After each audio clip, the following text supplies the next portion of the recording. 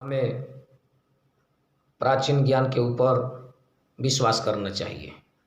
हमें अपने ऋषि मुनियों के ऊपर, हमें अपने पूर्वजों के ऊपर, हमें अपने शास्त्रों के ऊपर, हमें अपने ग्रंथों के ऊपर विश्वास करना चाहिए। हमें अपने देवी देवताओं के ऊपर, हमें तीर्थों के ऊपर विश्वास करना चाहिए। और यही विश्वास हमें लेकर के श्रेष्ठ रास्ते पे चलता है। यही विश्वास हमें आगे जा कर के राजपथ पे पहुंचाता है।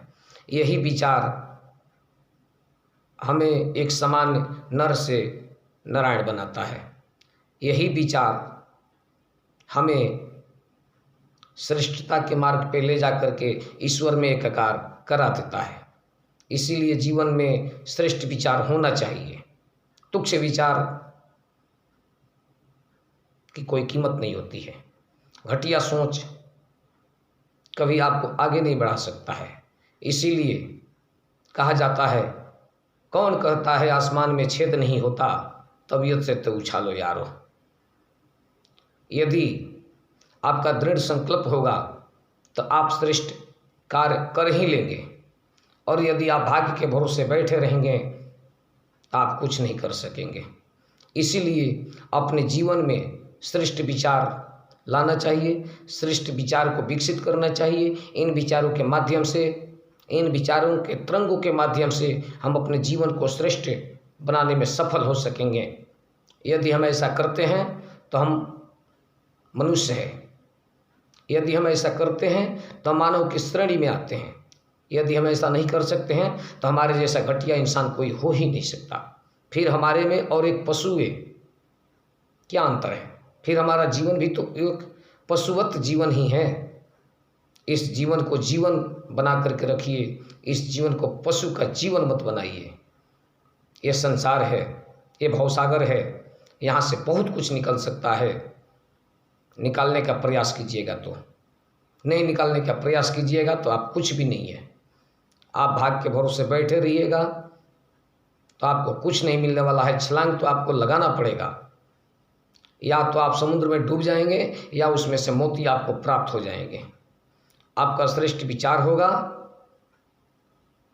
तो परमपिता परमेश्वर भी आपके साथ सदैव रहेगा, और आपका तुच्छ विचार होगा तो आपका पड़ोसी भी आपका साथ नहीं देगा। इसीलिए जीवन में श्रेष्ठ विचार का महत्व बहुत ज़्यादा देना चाहिए, और इन विचारों के माध्यम से ही अपने जीवन को संवारने का सफल प्रयास करना चाहिए।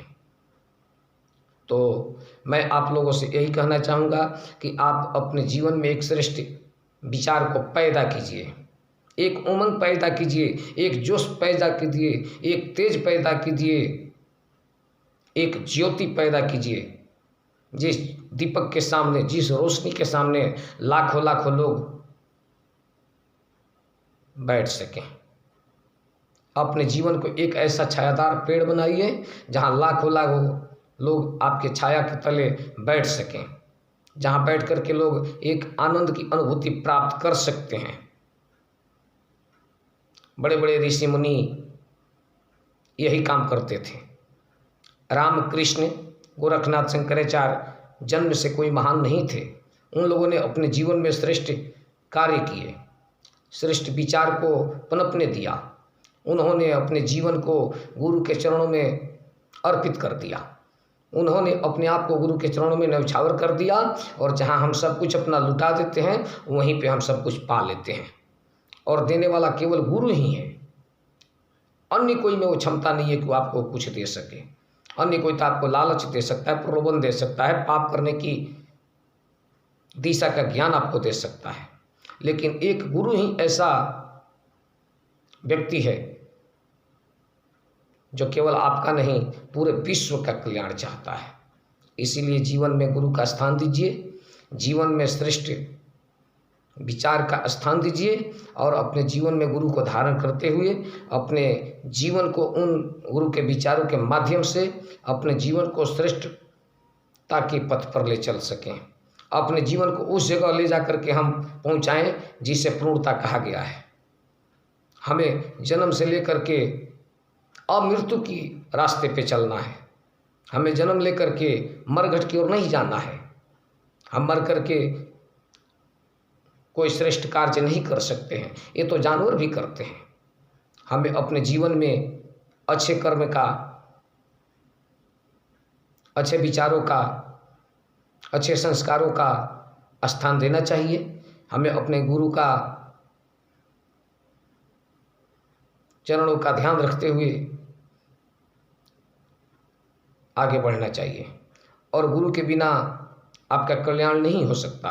जीवन में गुरु की बहुत ही अति आवश्यक है। भगवान राम के 6 गुरु थे, कृष्ण के 2 गुरु थे। यदि गुरु की जरूरत नहीं होती तो ये गुरु के आश्रम में क्यों जाते? भगवान राम के 6 गुरु थे, वशिष्ठ, अत्रि, कणाद, गर्ग, पुलस्त, शांतिपन और द्रोण कृष्ण के गुरु थे। तो जीवन में गुरु का महत्व बहुत ज़्यादा है। एक श्रेष्ठ विचार गुरु के पास से ही हमारे पास आता है। गुरु ज्ञान को कहा जाता है, गुरु उसे कहा जाता है जो अंधेरा हटा करके आपके जीवन में प्रकाश लाते, वही गुरु है। वही आपके जीवन में आपका कायाकल्प कर सकता है, अन्य कोई नहीं कर सकता।